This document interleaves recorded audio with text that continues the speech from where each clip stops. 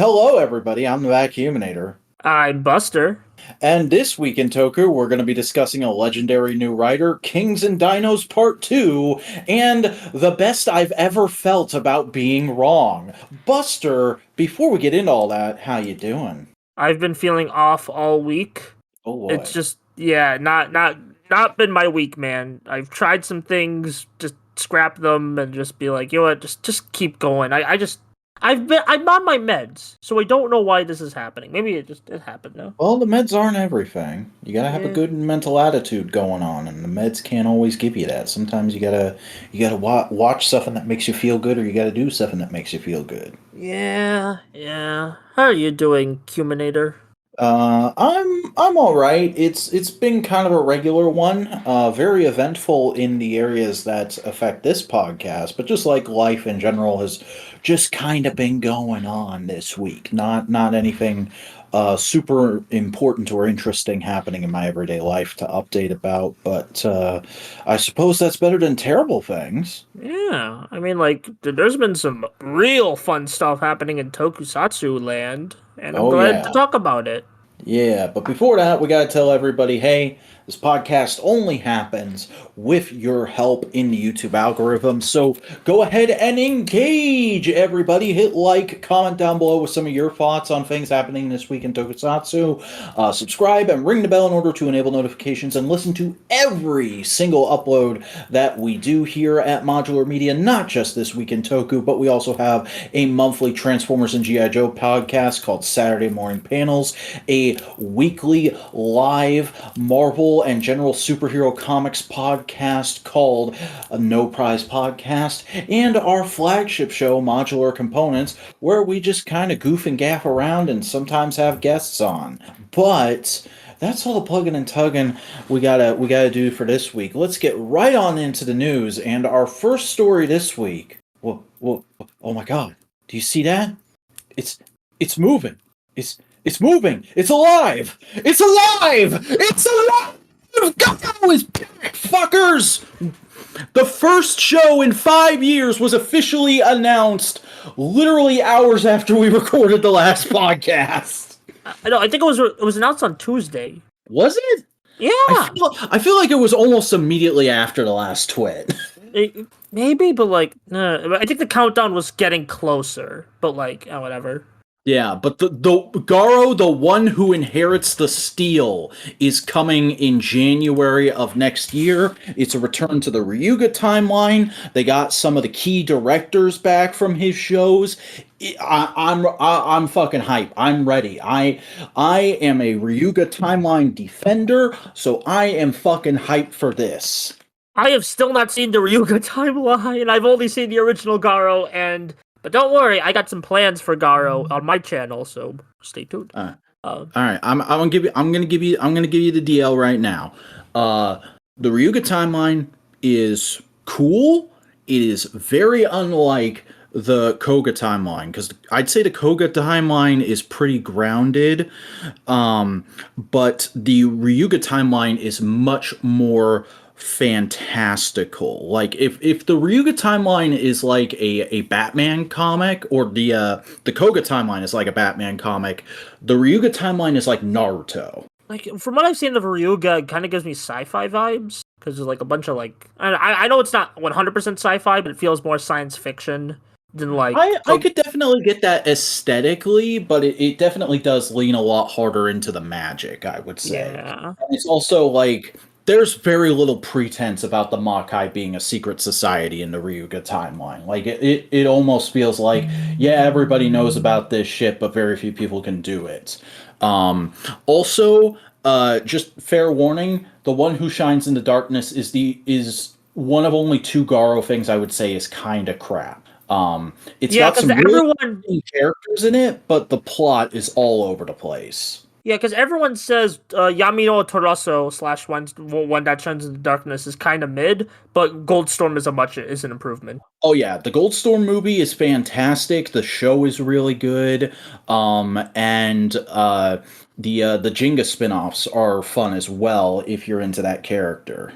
Yeah, I know. I tried to watch Jenga, but I'm like, I'm watching this out of order. I'll watch it in Oh, order. Jenga, you would be fucking lost if you hadn't seen Goldstorm's show, I bet. Yeah, I was like, okay, Masahiro Inoue is doing the shtick. All right. Hmm. Even Uh, when I first watched the Jenga spin-offs, I was like, I think I need to read some Wikipedia summaries real quick before I continue beyond the first episode. yeah.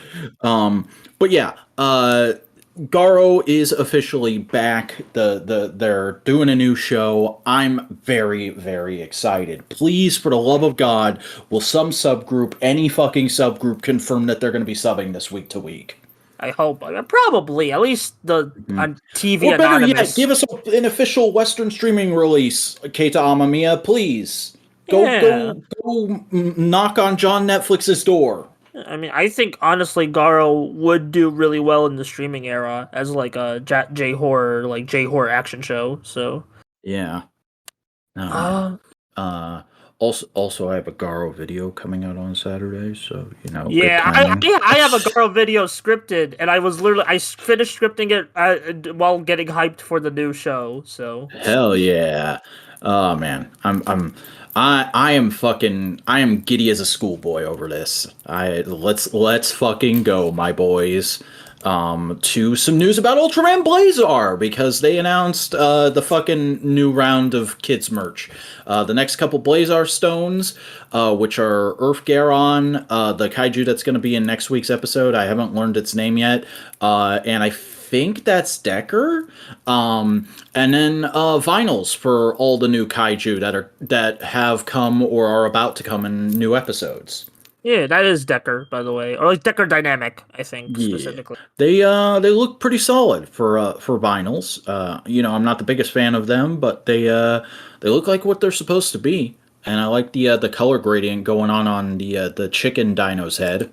Is it redundant to say chicken dino? I don't know. It's a funny phrase anyway. Yeah. All right, let's go ahead and move on to a repaint. The Soul of Chogokin King Joe is getting a black repaint. I think this is based off of its appearance in one of the Ultra Galaxy fights, this says. No, I think it's just a regular Joe, because I don't remember King Joe being in any Galaxy fight. The tweet says, when you do a Google Translate, the strengthened King Joe that appeared in Great Monster Battle. Oh, that's probably the monster catching Ultra show that I still want to watch. Oh, okay. Well, in any case, it's a black and gold King Joe that's the same mold as that really expensive, really cool King Joe they did recently. So if you're a big King Joe stan, or you just like black and gold repaints, because I know there's some weirdos out there that are like that, go get your pre-order in, boys. Go get your order. I'm strapped for cash. Are you all right? It sounds like there's a bomb going off at your house. Yeah, it's the freaking fire alarm. It goes off anytime my mom tries to cook anything. Oh, excellent. Well, you know what else is alarming? Ark-One? Yeah, they're just now making SH Figuart's Kamen Rider Ark-One. I thought this had been out for ages. I could have sworn I'd seen figure photography of this, but it just went up for pre-order. And I mean, it looks really good, but like, who's hankering for frickin' 01 Figuarts at this point? Besides Tim. Yeah, I know Tim's excited. Honestly, I'm really happy because Ark-One's one of my favorite arcs and suits of 01, so I'm like, it is a great suit. Friggin' love that helmet. Yeah, it's like they Arc Zero is already great, but Ark-One perfected that look. So yeah, good stuff all around. Yeah, go get your pre-orders in, boys. I'm making that my catchphrase now. Also, we got a bunch of premium Bandai leaks for the next couple of months, so here's a fair warning. Major spoilers for Gotchard if you care about toy announcements as spoilers, because Rin is going to become a writer. Now, I'm happy about this, not just because it's Rin becoming a writer, but because it's not happening till March, or at least it won't be delivered by March, which means it could happen like either beginning of next arc they're taking their time, is what I'm happy about. Well, for all we know, it could happen like in December or January, and delivered by March means that's when they're going to ship the toy because it's a premium Bandai toy. Yeah, and I just corrected myself there because I thought maybe it's who knows, maybe it's a translation thing. But either way, Rin's becoming a writer. We kind of expected this based on how she's been acting in the show in the opening, but hey, coolio. Also, her driver is going to be a ring gimmick, so maybe like a return of one of the gimmicks from Wizard. I don't know. We'll see. Well, that makes sense. She's very alchemist focused, so you know. Also, there's a mass-produced driver used by students at the Alchemy Academy. I'm not sure if that means it's going to be like a cheaper, more basic version of the Gotchard driver, or if it's going to be something else entirely. It says it uses one card to transform. Yeah, toys. Get your pre-orders in, boys. Or get your money ready, because it's not up for pre-order yet. Yeah, but things that are up for pre-orders are the up-and-coming ride watches for the last couple shows, and Bandai just completely ruined any like level of interest I could have had in wanting to pre-order them, in that they just posted the transformation sounds to Twitter. Yeah, I mean, hey, like I'll still watch the YouTube videos about demoing them. Yeah, we'll make sure some like very dedicated Japanese person gets some ad revenue. Yeah. Godzilla vs. Megalon?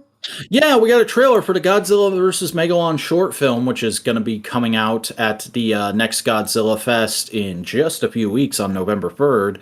And it looks pretty good. It looks about as good as the Gigan one. The Gigan one was really good. Yeah, I like this redesign of Megalon, actually. It looks much more insectoid. Yeah, kind of. It looks very armored, but it's like a good kind of armored, where it's like it enhances the character. Like the Megalon redesign. I'd love to see a movie like this. Like honestly, I love Shin. I'm really excited for -1, but I miss like Godzilla fighting other kaiju, and I feel like we're missing that from the Japanese Godzilla films. Like, of course, the American kaiju one, the MonsterVerse is doing a great job at that, but like, you know, I want to see like Godzilla fight a threat while still making him a threat. You know. Yeah, it seems like they're really trying to stick to the cultural idea of Godzilla as a horrific allegory for things. And it's like, yeah, that's what made him famous in the first place, and that's the thing a lot of snobby intellectual types on YouTube like to say they like about Godzilla. But also, the man was fighting other monsters for years and was doing just fine, so why can't we try and make that work again? Yeah, like, it's a balance. Come on, guys, balance. Yeah, we need that Godzilla balance back. Yeah. Speaking of balance, Faiz. Yeah, we got a poster for the upcoming Faiz Toei Tokusatsu Fan Club special. Here's what I noticed immediately. They're showing the suits in the background. Those are a bit different than the suits they demoed, because while it's the new bodies for like the V-Cinema suits, the helmets are the old suits. So what are they cooking? Maybe it needs like just one slight extra doodad to get all the way upgraded. Yeah, it'll look needed either way.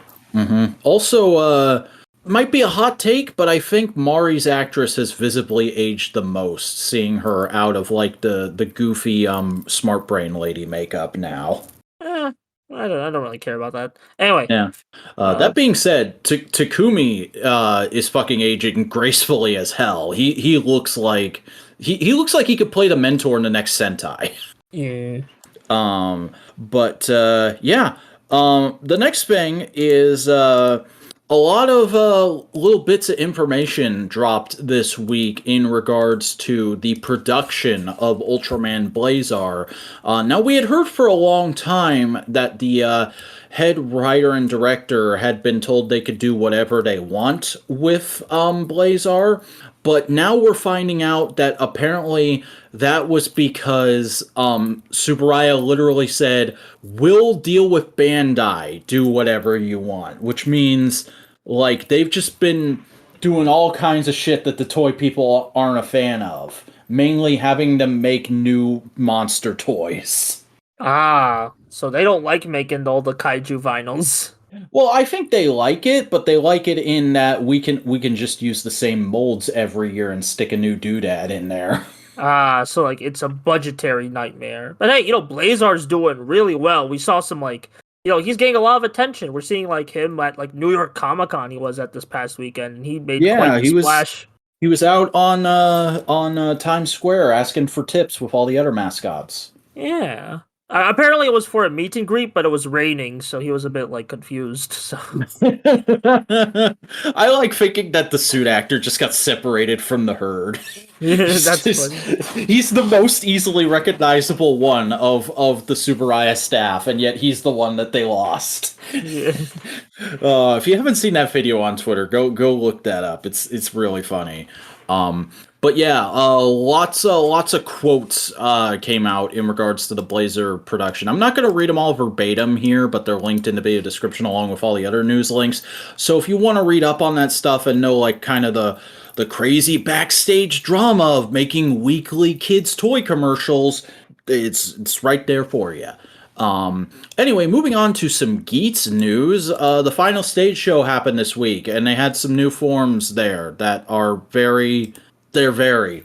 Yeah, they're stage show forms. I'm actually surprised they made all these forms because Yeah, I love how none of them even have buckles. They just redesigned the suit and just left the driver as is because it's a stage show. They're all far away from the stage. They're not going to see in the audience.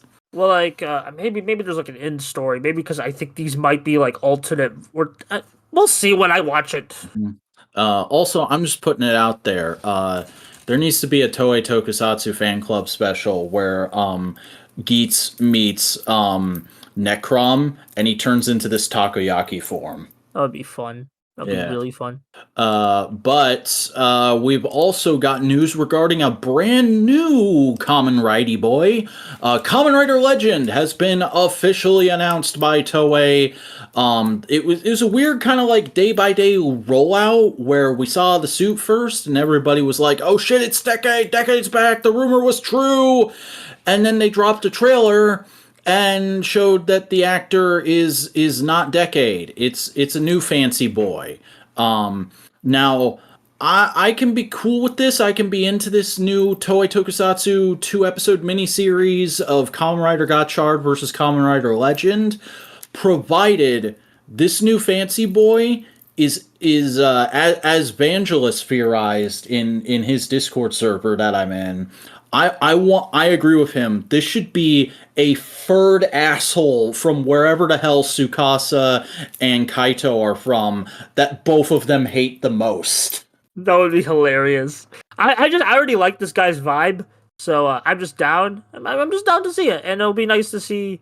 Like what spin. I'm glad it's starting in a spin-off. People are theorizing he could go to the main show, but I'm glad they're like, hey, you want to do some anniversary gimmick stuff? Just put in a spin-off. Let Hasegawa cook on his own story, Yeah, and I will say, like, personally, I don't love the suit. It's a little too ornate for my taste, but it's not terrible. Yeah, I like it a lot. And also, people are noticing, hey, it uses some elements of Geo and Revice in the helmet. So where are they cooking there?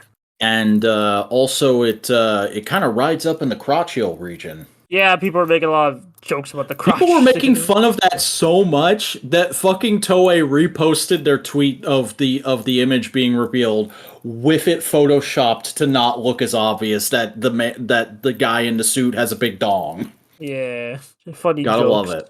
Gotta love embarrassing corporations.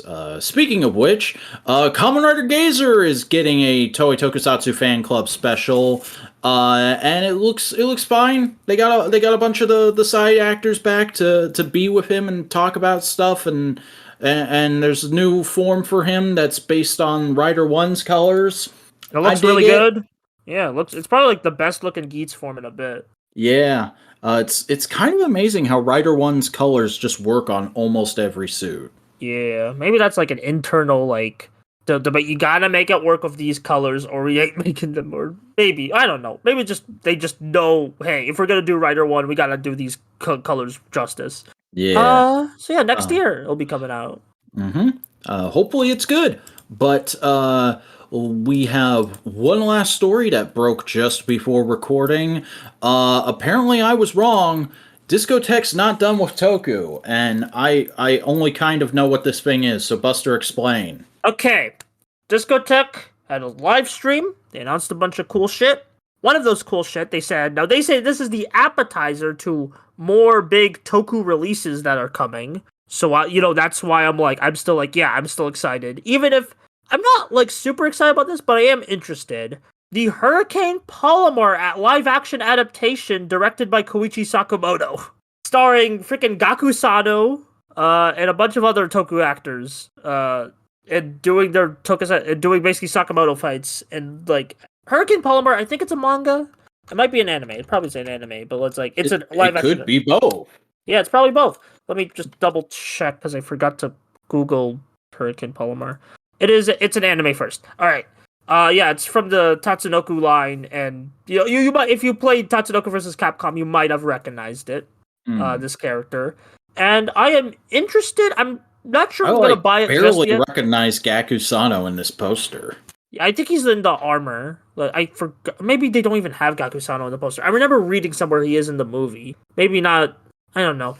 Point is, it's the trailer has a lot of Sakamoto stuff, action stunt stuff, and it should be fun. It should be a fun release. And they say more is coming, so I'm still holding out. Even if I've been interested in this movie for a while, so I'm like, okay, you know what? Sure. Yeah, I just Googled it. He is the guy in the suit. Also, the fucking businessman with the gun next to him is frickin' Ryoma Takeuchi? I forget how to pronounce his last name. It's Shinosuke! Shinosuke's in the movie, everybody! Yeah, and that's fun. Also, Yuka Yamada, they credit him as Superhero Tyson, but I know for a fact he's from something. Let me just Google who Yuka Yamada is. But yeah. Who's the lady? Mikihara, I think she was in the Forza movie. Oh, is she? Oh, she's that. Oh, okay, yes. This is Gokai Blue. Gokai Blue is also in the movie. Hey. Yeah, honestly, I'll be honest. Marquee value. Yeah. Marquee value. If I'm honest, there was the things that I was more interested in Bella the Humanoid Monster and Fatal Frame live action movie than this, but hey, all of them still look cool, Fatal Frame is popular enough in the West now that they think it's a good idea to release that movie? I mean, apparently it's a good movie. I heard the Switch ports have been selling, so why not? Okay, because I only barely know about Fatal Frame, and I always thought it was one of those really obscure games only weebs like. Maybe it is, but I still want to play them, and that apparently people say that movie's good, so I'm at least gonna check that out. Also, Bella the Humanoid Monster, that trailer, that hooked me. So, okay, sick like Rick. Yeah, so go check out some J-horror. It's basically just an extension of Tokusatsu when you get down to it. Oh no. New episodes? Sure.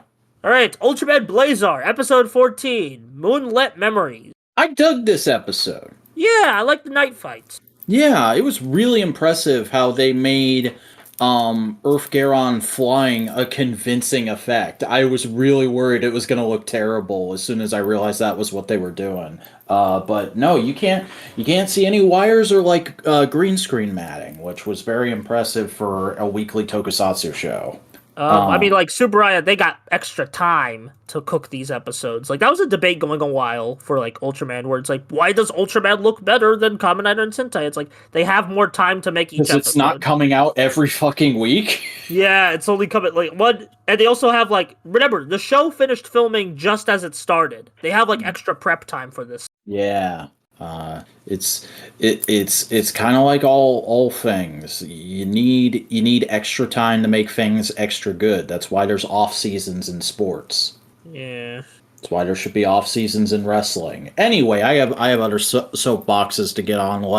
Oh my God, they got the old man from Amazons. Wait, he was from Amazons? Yeah, he's the fucking. He's the old shouty man in Amazons, the chairman of the company. I think he was also Chairman Namba in Build. Yeah, he did. That's why he looked familiar to me, because he does look like Namba.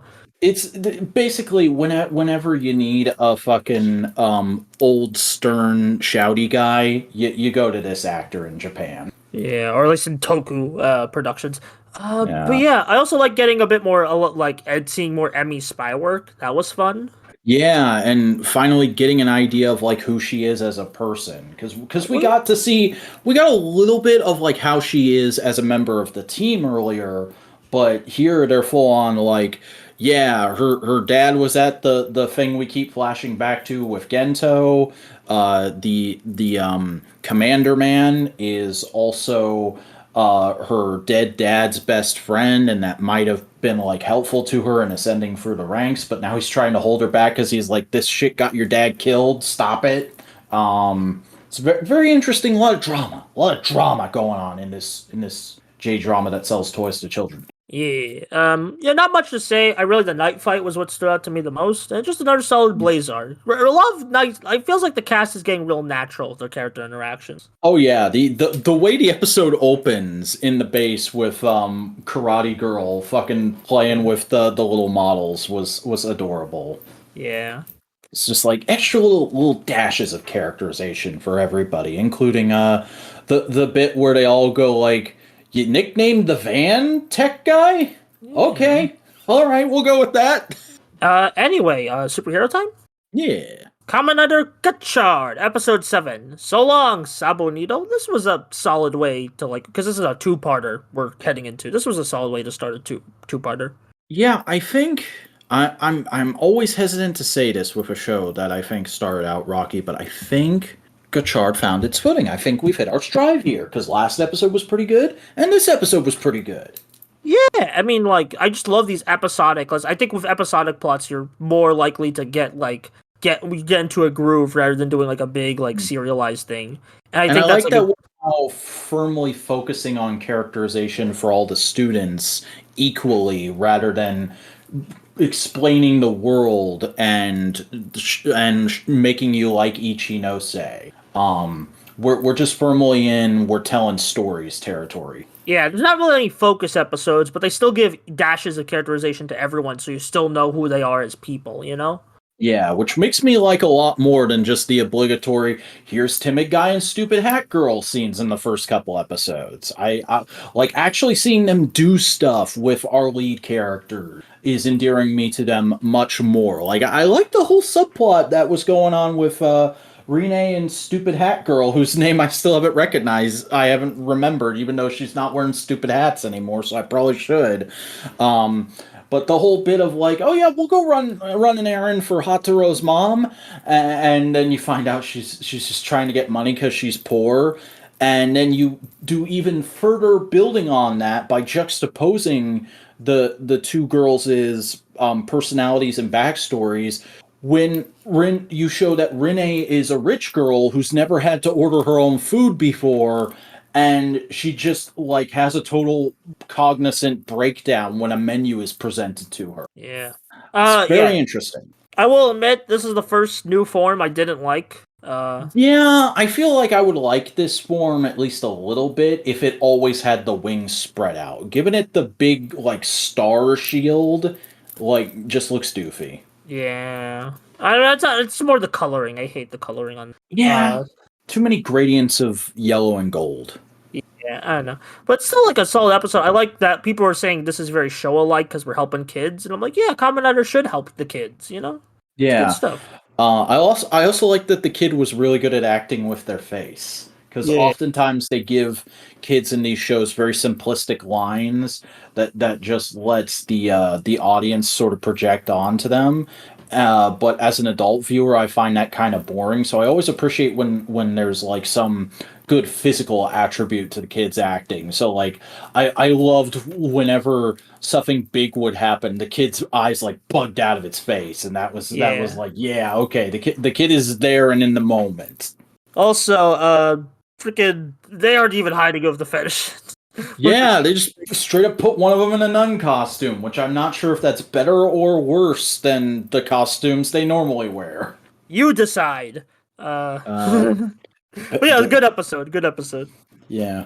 Can I just be straight with you? I have never there's very few fetishes where I'm like, That Okay, doesn't make any sense. Next episode. Osama Sentai King-Ohger, episode 33, All Together, Kings and Dinos. I don't want to get into that conversation right now, but what I do want to get into is that I think this is a much better episode than the last episode. I really dug this. I thought this was equally mid as last week. Oh, really? But it has better character interactions. Does it though? It still feels like they just brought all these actors back to say like 2 lines each. Well, like they have. I feel like the character interactions are more meaningful, mainly for the King-Ohger line. I think. Yeah, I think I can somewhat see why you'd say mid. You would think it's mid because you were focusing on the King-Ohger aspect. But as a King-Ohger episode, I think this is a great showcase of all the characters. You know. Fair enough. I guess I can see that a little. Like, I did like seeing oh god, how am I completely blanking on Purple's name? Rita. Yeah, Rita and Lucuro, their little scene together, that was pretty cute. Yeah, that was peak fiction. But then, like, Soji just spends the whole episode on a cot until they get their powers back, and Ami has, like, 2 lines across both episodes. She has, like, 1 line per episode. No-san was great, though. No-san was okay. I liked the reveal that him and Candela were able to work it out, especially because that was also a moment for Jeremy. That's like, hey, that's good synchronicity there. And I loved seeing him and Kaguragi team up for a fight. But the fact, I don't know, it really sticks in my craw. Like, I made a tweet about it even. Toei tried to make the fact that Ami and King have a kid a big reveal a second time. And I'm like, what? It was so obvious. How is that a reveal? Why? All right. Also, do they not have a Kyoryujin suit anymore? Because all the new footage of it was CG. I don't know. Maybe it's to emphasize the reaction thingy, or like they just didn't have time to like get it. It was too like lost in storage or something like that. I don't know. Mm-hmm. Also, did we just forget that Suzume was only pretending to be in love with Hercules for the sake of Tofu? Why is she still obsessing over him? I think that was like a flashback. Was that a flashback, or was that... No, that was them cutting to the planet to show the ship taking off after they summoned it. It was meant to be in real time. Oh, really? I thought it was just like...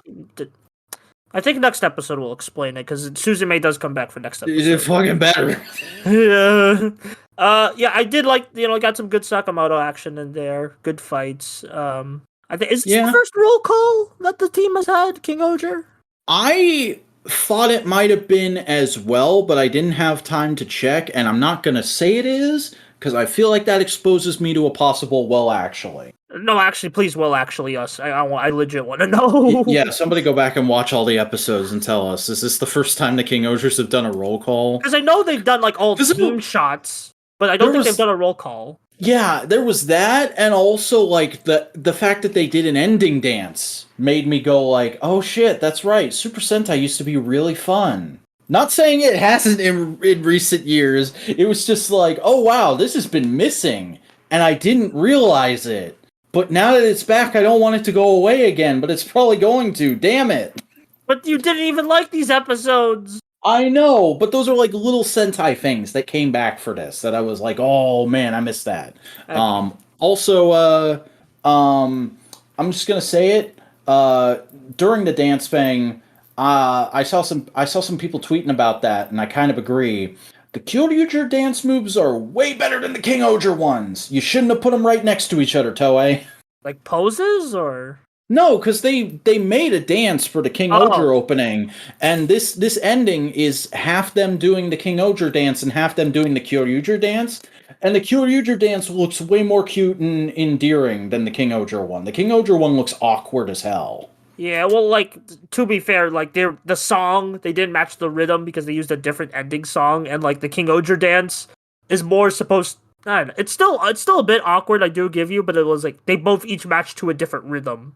I could see how you would argue that, but, like, I saw people post GIFs of the dance, so with no audio, I was still like, yeah, those don't look good together. Fair.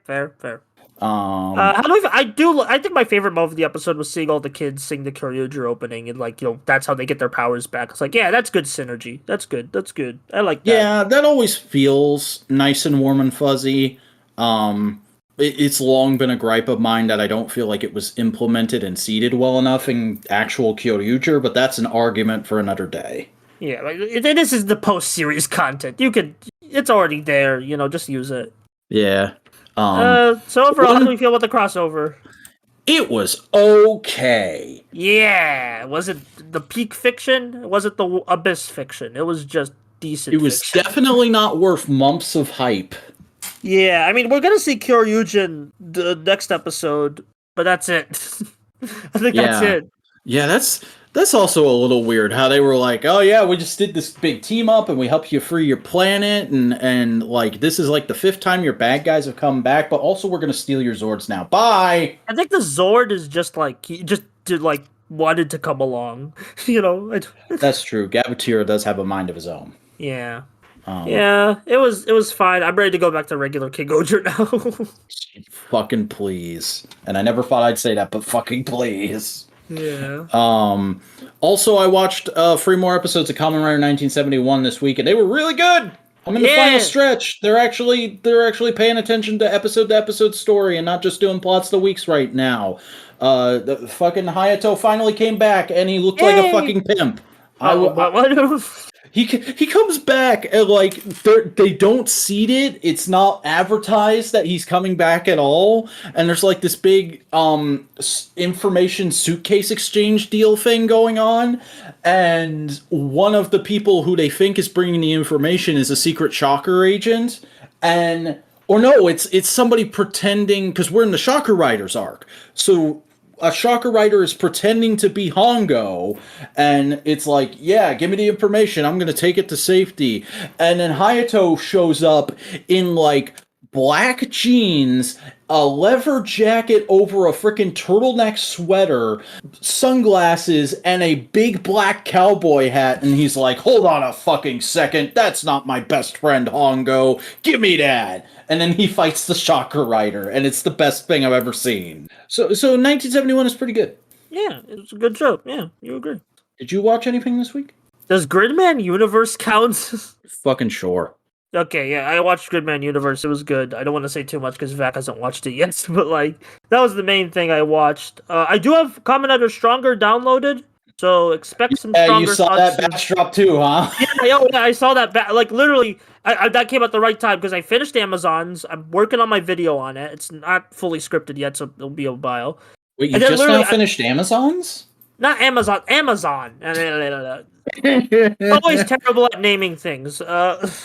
The singular, not the plural. The singular. They should have done the. I know this was later, but they should have just Amazon adjective. Yeah.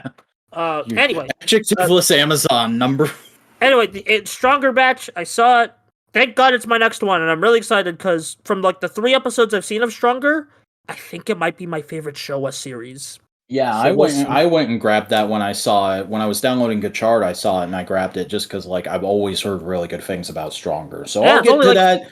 I'll get to that eventually. I'm not gonna promise. Episodes. It's only like 40 episodes. Like only 40 episodes. Okay, actually, probably less than 40. Let me check the episode list of Stronger real quick. While we do that, hi, I'm Buster Corp. I'm Buster Corp. I tried to do a don't worry about things, but yeah, a Buster Corp channel. Go subscribe to that. Released a video on Psycho Waluigi. Get hyped for the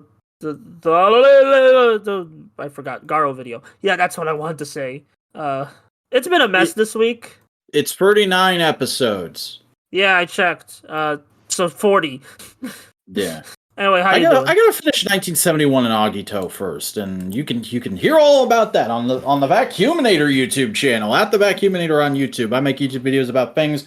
I got a Garo video coming out on Saturday. I just put out a video on the Owl House. What more do you fuckers want from me? Go like, comment, and subscribe, and follow me on social media. I got an Instagram. It's at @_Vacuuminator. I got a Tumblr. It's thevacuuminator.tumblr.com. I got a Blue Sky. It's at thevacuuminator.bsky.social. And I ain't got shit or fuck else. Fuck off. That's the end of the show. Podcast is over. Get out of here. Go be hype about Garo somewhere else.